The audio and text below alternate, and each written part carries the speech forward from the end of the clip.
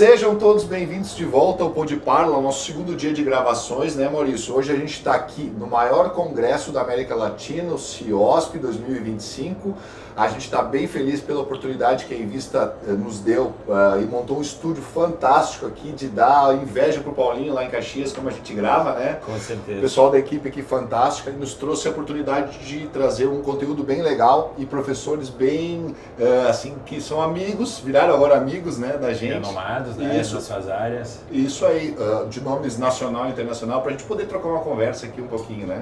Isso, lembrar o pessoal a seguir o canal, né, Pod Parla, Malbize nas redes sociais e o meu amigo Celso Adami. É isso aí. Vamos agradecer então a presença agora do nosso colega, Dr. André Pellegrini. Seja muito bem-vindo, meu querido. Assim, prazer te conhecer, né? A gente vem conversando agora desses dias antes aqui com uma pessoa muito legal, acessível, um baita professor, pesquisador. Seja bem-vindo ao Pod Parla. Muito obrigado. Tem que agradecer o convite, né, Celso, Maurício. É um privilégio estar aqui. Espero contribuir de alguma maneira aí. Tá certo, vai sim. André, conta um pouquinho da tua história, né? O que tu vem trabalhando, estudando, a tua formação.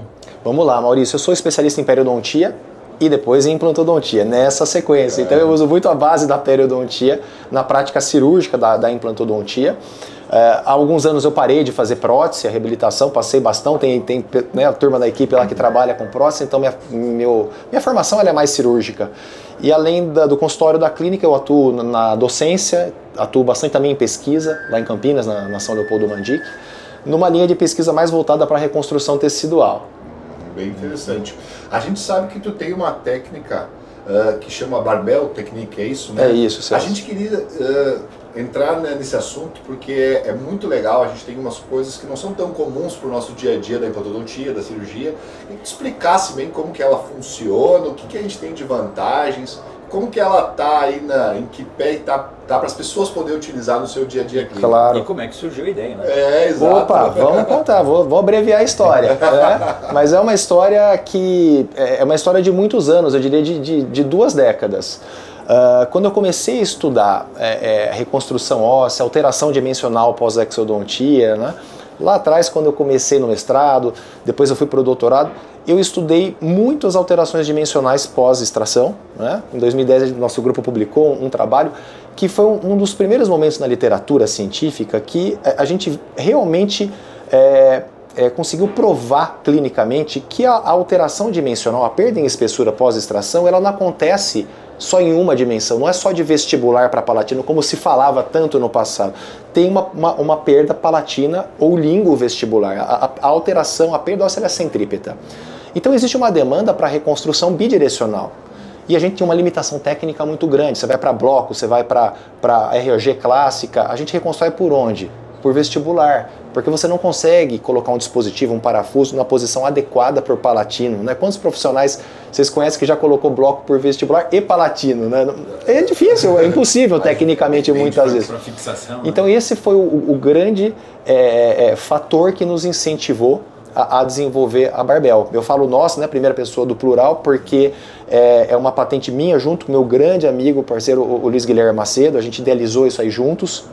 E é engraçado, a gente estava numa viagem, a gente foi para Barcelona, no Osteology, num congresso, e lá teve um simpósio sobre esse assunto, e foi um grande do meia-culpa, né? E o ministrador falou assim, olha, tá aqui o problema, perde por vestibular, perde por palatino, por lingual, e a gente só reconstrói por vestibular, e é um problema técnico da implantodontia. E a gente falou assim, pô, vamos desenhar alguma coisa para suplantar esse déficit. E aí surgiu o Barbell Technique, e ficou Barbell porque ficou com uma carinha de halteres, né? Você tem um efeito tenda de ambos os lados, então é um parafuso titânio, 2 cápsulas em pique, então ficou parecendo um halter, né? E a gente foi pro termo em inglês, porque a gente falou assim, pô, isso aí eu acho que tem um apelo comercial bacana, isso pode ter alcançar o mercado internacional, que é o que está acontecendo agora, né? Completando um ano de Brasil, exatamente um ano hoje. 25 de janeiro do ano passado lançamos no CIOSP, porque saiu a Anvisa no finzinho de 2023, janeiro de 24 lançamos no CIOSP, e completou um ano, e a gente, né, tomou essa decisão, um ano a gente ia para o mercado europeu. Então a nossa meta desse ano é entrar na Europa. E como é que a técnica funciona? Assim, elas são parafusos, como é que funciona? Celso, é assim, quando você usa um parafuso convencional de bloco, seja para bloco, seja para a técnica da tenda, É um parafuso, ele tem uma extremidade afilada e na outra extremidade ele tem uma cabeça, com uma ranhura onde você vai adaptar a tua chave. Por isso que você coloca por vestibular. Você não consegue colocar por lingual, por palatino, não tem eixo de inserção. O que é o barbell? É um parafuso com ambas extremidades afiladas. Então você pega um parafuso um pouco mais longo, transfixa de vestibular para palatino e depois você acopla as cápsulas em pique. Então você tem o efeito tenda de ambos os lados, sem ter a demanda para um acesso palatino. Quer dizer, chega por palatino, mas o acesso é vestíbulo palatino ou vestíbulo lingual, no caso da mandíbula. Então você consegue ter o efeito tenda de descompressão tecidual de ambos os lados quando existir essa demanda clínica. E essa demanda não é pequena, é maior do que aquilo que a gente vinha fazendo. Sim, imagina. A alteração é bidirecional. E na prática, sim, ela funciona. A gente vai fazer uma transfixação por vestibular, o nosso acesso, obviamente, que é mais simples, né? E a gente faz uma fixação, então, daquelas as cabeças do parafuso, vão dar 2 cabeças de parafuso. E entre eles, assim, a gente vai gerar um espaço, há uma colocação de algum biomaterial, há um osso autógeno, algum material que é colocado entre esse espaço todo. Celso, é a técnica da tenda. É o conceito da técnica da tenda junto com o conceito da regeneração asseguiada. Mantém o espaço. É um mecanismo de descompressão tecidual interna. A diferença é que ele consegue promover essa manutenção do espaço e manter a estabilidade do enxerto particulado ali de ambos os lados. E tem uma segunda diferença, que a cápsula ela é em pique liso. Ele é muito melhor para tecido mole do que uma cabeça com ranhura de titânio, que muitas vezes, né, prejudica o tecido mole. Então você vai usar um enxerto particulado. Agora, se vai ser um biomaterial, ou se você vai usar autógeno, ou se você vai fazer uma mescla com autógeno e com biomaterial, ósseo condutor... Ou alguma membrana também, né? Sempre, sempre. Tem que ter... barbell é tenda com ROG, na veia. Tem que ter membrana, só que qual é a vantagem? Você vai poder se dar o luxo de usar uma membrana colágena, hidrofílica, não estruturada. Por quê? Por que eu não uso uma malha de titânio, uma membrana de PTFE reforçada com titânio? Porque eu tenho um mecanismo interno de descompressão tecidual, não vai colabar. E por que eu digo que eu me dou ao luxo de usar uma membrana colágena? Porque o risco de eu ter uma complicação pós-operatória quando eu trabalho com colágeno, eu estou falando de grandes aumentos aposicionais, né? É muito menor do que se eu comparo com uma malha de titânio, uma PTFE, que são materiais hidrofóbicos e que quando expõem contaminam. Aí você tem que remover tudo. Se você perde um enxerto numa dessa, o colágeno, se ele expõe, ele muitas vezes se autorresolve, absorve ali, então você tem um resultado muito melhor, um menor nível de complicação. Né? E a ideia não abrir, ele ficar fechado, essa membrana. Fechamento primário. E quanto que a gente tem percentual nos estudos de vocês de perda por vestibular relacionado à perda que a gente tem em lingual? Ótima pergunta. Que isso foi o que gerou o conceito lá atrás na publicação de 2010. No terço mais coronário do alvéolo é onde a gente tem mais perda. A região mais crítica, que é onde eu preciso de volume ósseo, porque é a região da plataforma do futuro implante, que é onde a gente tem mais concentração de tensão. A perda, o montante dessa perda em espessura no terço mais coronário, após 6 meses de uma extração de um dente anterior superior, é em média 35%, juntando vestibular com palatino. Respondendo tua pergunta, que eu acho que foi o grande acréscimo que esse trabalho nosso de 2010 ele deu para a literatura. Tá bom, 35% geral, mas quanto é por vestibular e quanto é por palatino? Cerca de 1/3 de 25% a 30%, vamos dizer, pouco menos de 1/3 é por palatino, não é desprezível. É bastante coisa. Não é menos do que 25%. Isso a gente mostrou nessa publicação. Só que eu estou falando de uma perda de 35% em média após 6 meses. Mas essa perda, ela pode e vai aumentar ao longo do tempo. E quantos casos nós não temos de lâmina de faca? Caso de lâmina de faca, obviamente a perda palatina é muito grande. Né? Então se você reconstrói só por vestibular, número 1, teu implante vai ficar vestibularizado, que vai gerar muitas vezes um problema estético, se você tiver em região anterior, e com certeza uma questão biomecânica que ela é relevante. Você não consegue depois reabilitar se não usar um abutment angulado. Um barbell, até hoje, eu nunca precisei usar mais abutment angulado, porque eu estou fazendo realmente promovendo uma reconstrução efetiva. E André, existe tecnicamente uma diferença do tamanho do parafuso para defeitos maiores ou menores? Sim. Ou mesmo algumas áreas mais extensas, esse pique ele tem diferentes larguras? Como é que você faz? É preciso fazer uma remoção? Como é que faz? Eu preciso botar o implante naquela região, tem um parafuso, como é que faz essa parte técnica? Muito legal a pergunta, viu, Maurício? Existem 4 opções de comprimentos: 6, 8, 10 e 12 milímetros. Depende da demanda. Então, você tem um paciente que perdeu praticamente só por vestibular. A perda palatina, ela existiu, mas ela foi desprezível. Eu vou usar um implante um parafuso mais curto, um barbell mais curto, e ao invés de eu colocar 2 cápsulas em pique, eu vou colocar só uma. Todo parafuso acompanha 2 cápsulas, mas eu vou usar só uma porque eu estou promovendo um aumento horizontal unidirecional. Não, meu paciente perdeu muito por vestibular e perdeu um tanto por palatina ou lingual, que é importante e demanda uma reconstrução. Vou pegar um parafuso mais longo, um parafuso de 10 e colocar 2 cápsulas em pique. E o que a gente foi vendo com o passar do tempo, Maurício? Dá para usar para vertical. Então o paciente tem um defeito vertical, pequeno, médio ou grande. Eu posso usar um parafuso mais longo ou mais curto e colocar ele na vertical, né? E com membrana colágena, não preciso usar malha, né? Então eu diminuo complicação no aumento aposicional de uma maneira geral, seja ele horizontal, seja ele vertical. E só concluindo para responder tua pergunta, fechando, né? Você perguntou para remover, existe um kit específico para instalar e para remover. Isso tudo é removido se tiver demanda. Ele pode ficar sepultado. Tá? Mas, não, tá bem no eixo da inserção do meu futuro implante. Você abre o retalho e desmonta com as mesmas chaves que você utilizou para montar. Então existem kits específicos para isso, opções de comprimento essas 4. O pique, a cápsula tem um diâmetro de 4,5 mm e é só, se você precisar, se for um espaço maior, você vai usar 2 dispositivos barbell, 3, 4. A média é 1 a cada 2 dentes. Cada 2 dentes, consegue. E hoje a gente vê em tecnologia. Vamos pensar nessa tua técnica, achei interessante. Se a gente planejasse fazer um planejamento reverso disso. Bom, eu tenho um posicionamento no meu implante, eu tenho que pensar, na verdade, na minha prótese final e a relação dela com o meu implante. Então, eu não sei se é assim que vocês fazem, mas colocamos o nosso implante e o nosso dente na posição ideal e o implante relacionado a esse dente, e daí assim a gente poderia planejar se a nossa técnica vai fazer uma posição mais para vestibular e mais para lingual ou palatina? Exatamente. No software de planejamento, eu já consigo simular o posicionamento do barbell mediante aonde eu tenho a demanda para reconstrução. Isso no sentido vertical, no sentido horizontal. Então é o planejamento reverso para a reconstrução óssea, visando um posicionamento tridimensional adequado do implante lá na frente. Aí é perfeito, né? Essa é a ideia. Sim, a posição do implante tem que ser a posição mais tridimensional exata para resolver o problema da prótese. E aí a gente vai fazer a técnica relacionada mais para vestibular ou mais para lingual palatino, dependendo da posição final desse implante, né? Relacionado à prótese. Certamente.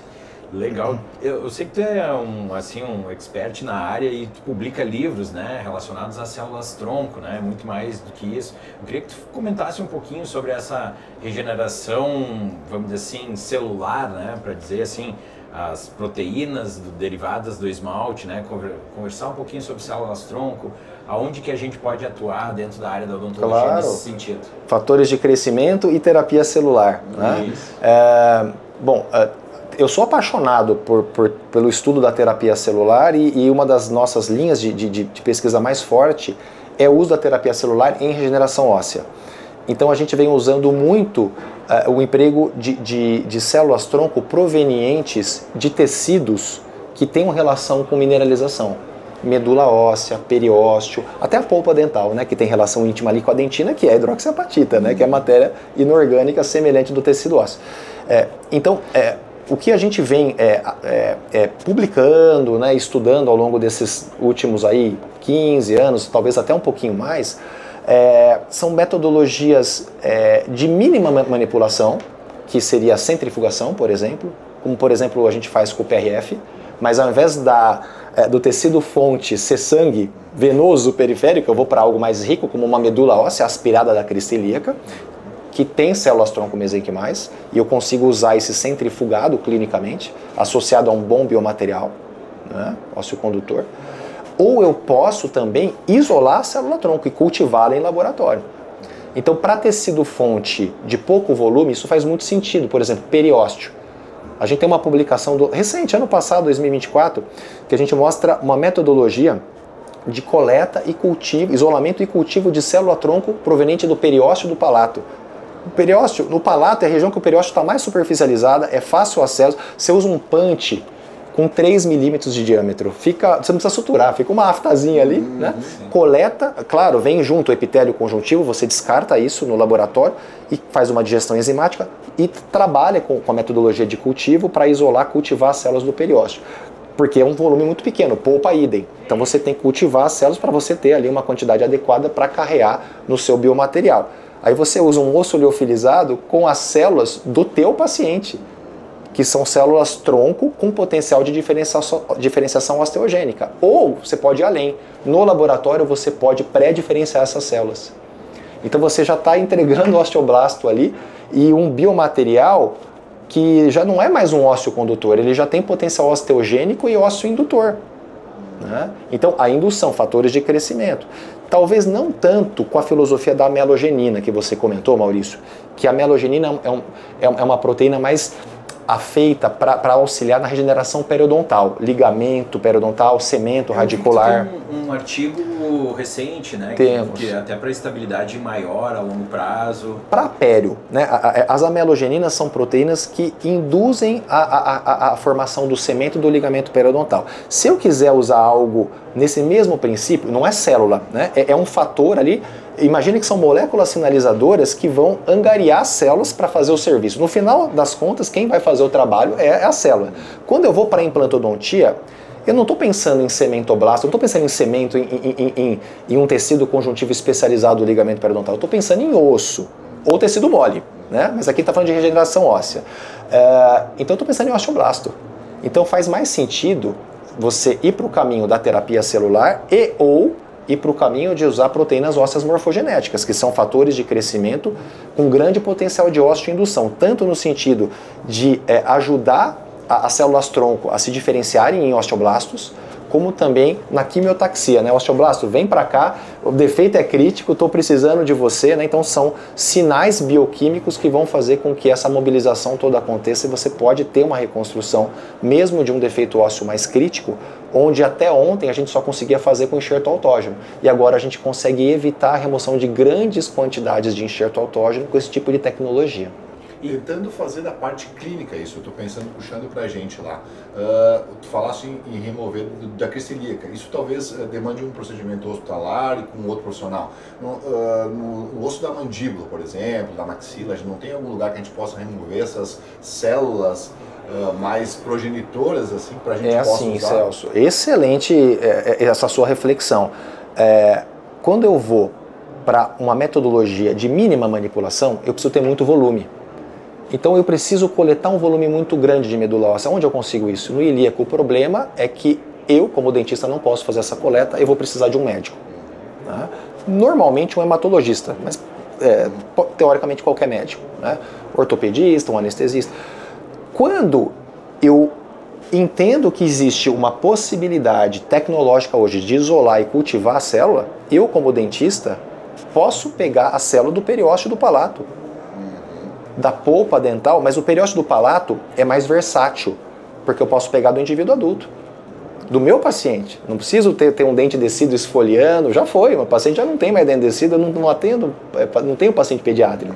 Então, quiçá um terceiro molar, uma situação, né, de uma abertura endodôntica, mas assim, a gente vem trabalhando com essa filosofia de se isolar, cultivar a célula do periósteo com a finalidade da terapia celular clinicamente. São os nossos, para onde nós estamos voltando os nossos estudos clínicos.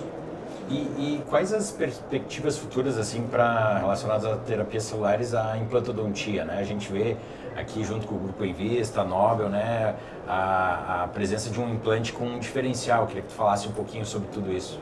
O implante tem um diferencial e a gente também tem, pela empresa, um abutment, né, com um diferencial, que daqui a pouquinho também vai estar chegando no Brasil. O implante já chegou, que é a superfície TAI Ultra, que tem um processo de nanotecnologia por anodização.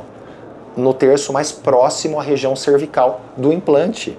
E o mesmo tratamento no abutment, o que faz todo sentido, porque você consegue formar um tecido mole um pouco mais denso. Tem estudo clínico mostrando, inclusive, área crítica, né? A área crítica, né? É ali que se inicia o processo de propagação da inflamação da mucosite, da periimplantite. A grande diferença do tecido periodontal versus o periimplantar é que o tecido periodontal ele é um tecido mais preparado para se defender. Ele tem fibras colágenas inseridas perpendicularmente, supracrestais, né? Ele tem uma topografia vascular mais interessante do que o tecido periimplantar.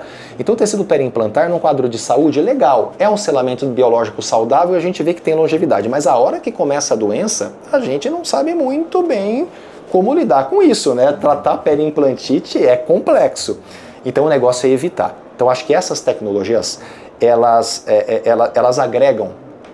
E não é só histologicamente, a gente já tem estudos clínicos hoje mostrando que, inclusive, tem uma repercussão da diminuição do sangramento à sondagem, que é o parâmetro clínico mais importante que nós usamos para detectar se realmente o tecido está inflamado ou não, né? Sangramento à sondagem, podendo até aumentar um pouco a faixa de gengiva queratinizada, sem enxerto.